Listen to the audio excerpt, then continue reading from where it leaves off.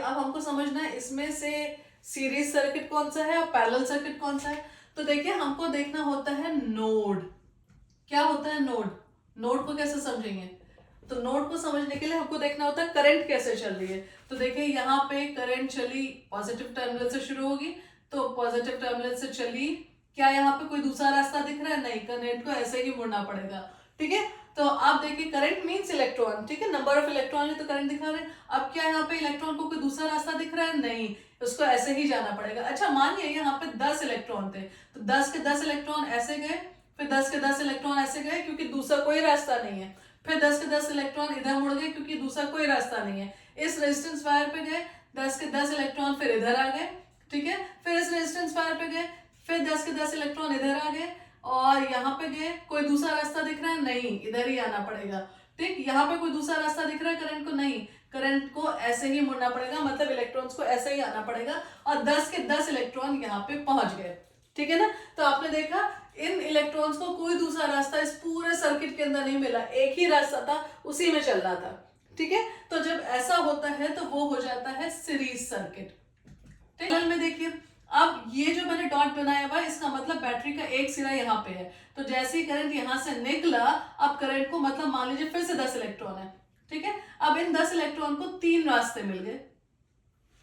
ठीक है, तो उनमें से 4 ने कहा कि हम इधर से चले जाते हैं, 2 ने कहा कि मान लो हम इधर से चले जाते हैं। अब कितना हो गया? 4 और 2 6, मान लीजिए 4 ने फिर से कहा हम इस डायरेक्शन से जाएंगे। ठीक है, तो अब देखिए ये 4 इलेक्ट्रॉन कैसे चलेंगे? R5 पे जाएंगे, यहाँ आएंगे, यहाँ पे कोई दूसरा रास्ता मिलेगा नहीं, यहाँ से इधर मुड़ जाएंगे और R6 पे जाएंगे और यहाँ पे आ जाएंगे। यहाँ पे आने के बाद 4 इलेक्ट्रॉन इधर पहुंच गए।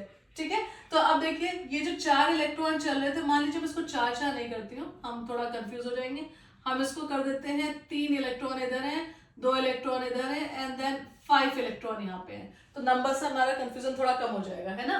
तो 3 इलेक्ट्रॉन यहाँ चले, अब ये जो 3 इलेक्ट्रॉन है इस R5 पे गए, फिर यहाँ पे मुड़ गए, कोई दूसरा रास्ता नहीं था, R6 पे आए और यहाँ पे आके खत्म हो गए। तो देखिए सेम रास्ता, कोई दूसरा रास्ता नहीं मिला, इसका मतलब R5 और R6 आपस में कैसे हैं? सीरीज में है, क्योंकि वो सेम रास्ते को फॉलो कर रहे हैं। ठीक है, ये इलेक्ट्रॉन 3 इलेक्ट्रॉन्स, इनको कोई दूसरा रास्ता नहीं मिल रहा, ये R5 पे गए, R6 पे गए और खत्म हो गए, मतलब यहाँ पे आ गए। ठीक, अब जो ये 2 इलेक्ट्रॉन्स है इनको देखिए, इनको सिर्फ R8 ही मिल रहा है, R8 पे जाने के बाद फिर वो इस पॉइंट पे आए और यहाँ पे 2 इलेक्ट्रॉन ये भी आ गए। ठीक है, तो R8 के पास सिर्फ एक ही रास्ता है। ठीक है, ओनली वन पाथ। ठीक है, अब ये 5 इलेक्ट्रॉन्स को देखिए, ये इस R4 पे गए, यहाँ पे कोई दूसरा रास्ता मिल रहा है? नहीं, इनको मुड़ना ही पड़ेगा, यहाँ पे कोई दूसरा रास्ता मिल रहा है? नहीं, और यहाँ पे आके ये 5 इलेक्ट्रॉन्स भी इस पॉइंट पे पहुंच गए। ठीक है, टोटल हमारे पास फिर से वही 10 इलेक्ट्रॉन यहाँ शुरुआत में थे, 10 इलेक्ट्रॉन यहाँ पे हो गए, पर इस पॉइंट पे आप देख रहे हैं ये इलेक्ट्रॉन्स 3 पार्ट्स में डिवाइड हो गए। तो जहां पे करंट जो है, अब इलेक्ट्रॉन डिवाइड हुए मतलब करंट डिवाइड हो गए, तो जिस पॉइंट से आपको करंट डिवाइड होते हुए दिखेगी वो पॉइंट कहलाएगा नोड, और नोड सिर्फ पैरेलल सर्किट्स में होता है, सीरीज सर्किट में आपको कभी भी नोड नहीं मिलेगा।